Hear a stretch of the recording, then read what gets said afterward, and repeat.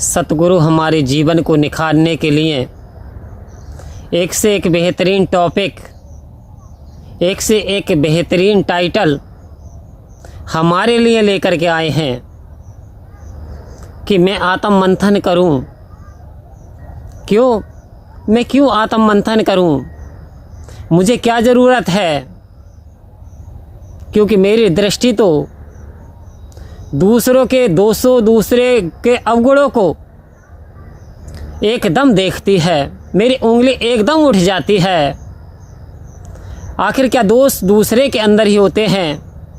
क्या फिर दूर दृष्टि दोष मेरे ही अपने अंदर है? तो सतगुरु ने कहा हमें आत्म मंथन करना है। क्यों? जब तक आत्म मंथन करेंगे नहीं, क्योंकि सागर मंथन हुआ तो नवरत्न निकले, लेकिन यदि आत्म मंथन किया तो संत महात्माओं सतगुरु कह रहे हैं ये जो जितनी बुराइयां हैं, ये जो जितने विकार हैं, ये जो जितने गुण हैं, आपको गुणों के बारे में भी पता चल जाएगा और अवगुणों के बारे में भी पता चल जाएगा। कौन सी चीज़ें हमारे लिए लाभकारी हो सकती हैं, कौन सी हमारे लिए दुखदायी सिद्ध हो सकती हैं, ये आत्म मंथन से पता चल जाएगा। इसलिए सतगुरु ने कहा आत्म मंथन करो। क्योंकि इंसान की छोटी सोच और पैर की मोच इंसान को कभी आगे बढ़ने नहीं देती। इंसान यदि छोटा सोचना शुरू कर दे, केवल अपने लिए, केवल स्वार्थ की भावना से लिप्त होकर के यदि इंसान परमात्मा से अपना ही भला मांगे और दुनिया से भी ये सोचे कि केवल उसका भला हो जाए, इस प्रकार के कार्य करे, तो वास्तव में ऐसा होता नहीं और ना ही होने वाला। आओ संत महात्माओं, तो संत महात्मा इस ओर इशारा दे रहे हैं, मुझे आत्म मंथन कराना है। क्या मैंने परमात्मा का एहसास पल पल किया? क्या मेरे जीवन में अभी ज्ञान उतर पाया है? क्या मुझे ज्ञान की समझ हो पाई है? या फिर मैं अभी छोटी सोच में ही पड़ा हुआ हूँ, विकारों में ही पड़ा हूँ? क्या अभी मैं मेरी के मान में तो मैं उलझा नहीं हूँ? क्योंकि संत महात्माओं, निरंकारी मिशन की जैसे बात आती है, निरंकारी अनुयायियों की जैसे बात आती है, समाज आपको टटोलना शुरू कर देता है। समाज आपको चेक करना चाहता है। कैसे चेक करता है?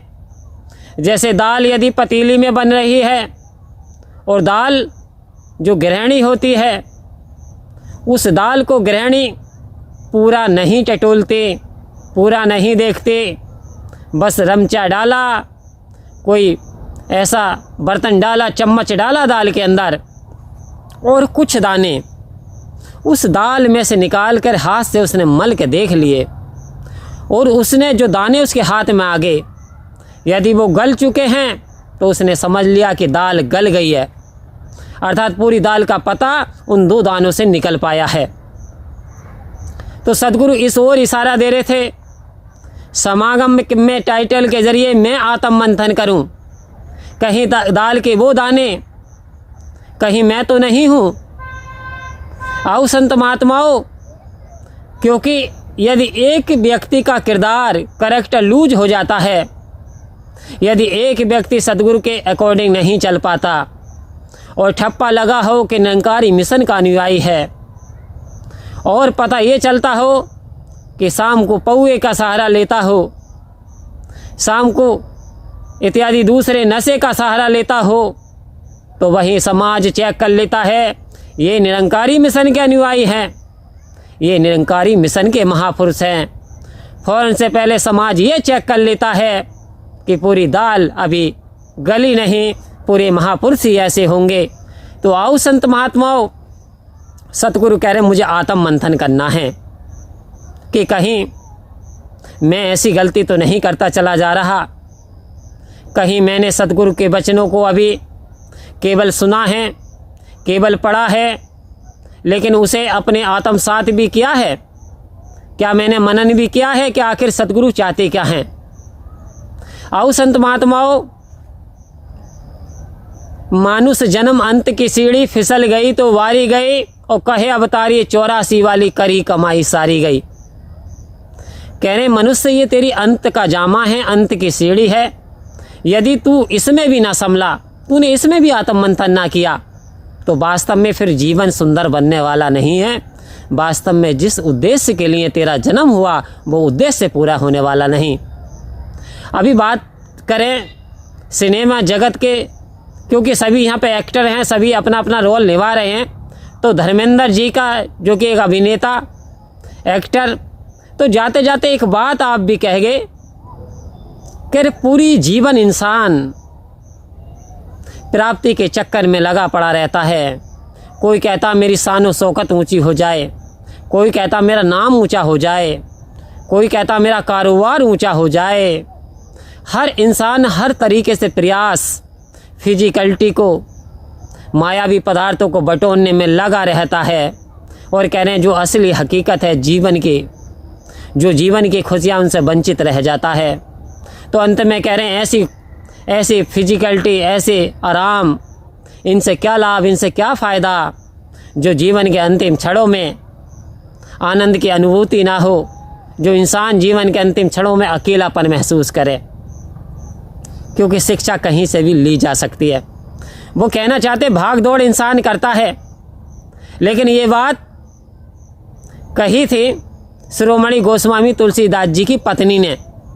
तुलसीदास जी से भी कही थी, अस्ति चरम में धेमम ताम में ऐसी प्रीति, ऐसी जो श्री राम में होत ना तो भव्यति। हे प्राणनाथ, शरीर का आकर्षण होता है, शरीर से, मेरी हड्डी से, मेरे मांस से, मेरी चमड़ी से इतना स्नेह करते हैं। काश यदि इतना स्नेह इस परमात्मा से कर लिया होता, काश इतना स्नेह भगवान राम से कर लिया होता, तो आपका पार उतारा हो जाता, आपका बेड़ा पार हो जाता। तो आओ संत महात्माओं, भव सागर से तन्ना चाहे गले सिला लटकाई है, काम की अग्नि मन में बैठी भौंके और हलकान करे, याद नहीं करता इस मालिक को जो पल पल इमदाद करे। अवतार वाणी में शहंशाह जी कह रहे हैं स्पष्ट रूप से, यदि तेरे अंदर काम की वासना है, क्रोध है, लालच है, ईर्ष्या है, तो वास्तव में ये जो भव सागर है इससे पार नहीं उतर सकता। क्योंकि यदि ये चीज़ें हैं तेरे अंदर बसी हुई, तो ऐसे मान लो कि सागर में तैरना तो चाहता है, लेकिन 50 किलो का तूने भार बांध रखा है, पत्थर गले में लटका रखा है, तो तू पार नहीं हो सकता। तो आओ संत महात्माओं, कामी क्रोधी लालची इनसे न भक्ति होए, भक्ति करे कोई सूरमा जात वर्ण कुल खोए। कह रहे हैं ये जो काम है सूरमाओं का काम है, जाति वर्ण कुल का अभिमान त्याग देने की ज़रूरत है। तो आज सद्गुरु वास्तव में मनुष्य को मनुष्य बनाते चले जा रहे हैं और आत्म मंथन ये करा रहे हैं कि तू आत्म मंथन तो कर कि तेरे अंदर बुराइयां ज़्यादा हैं या गुण हैं या अवगुण हैं। यदि बुराइयां हैं तो 30 दिन होते हैं, 1 महीने के अंदर एक एक बुराई हर दिन संत महात्माओं छोड़ दीजिए, तो 30 बुराइयां निकल करके दूर हो जाएंगी। गुणों की बात करें तो गुणों को एक एक गुणों को कहीं से भी लिया जा सकता है। तो एक एक गुणों को अपनाते हुए सतगुरु के वचनों को सरमाथे से आत्म मंथन करना है कि मैं सही रास्ते पे चल रहा हूँ या गलत कर रहा हूँ, मेरे कर्म अभी संतों वाले बने हैं या असंतों वाले हैं, यह आपको सोचने समझने की ज़रूरत है। परम प्यार से बोलिए धन्यवाद जी।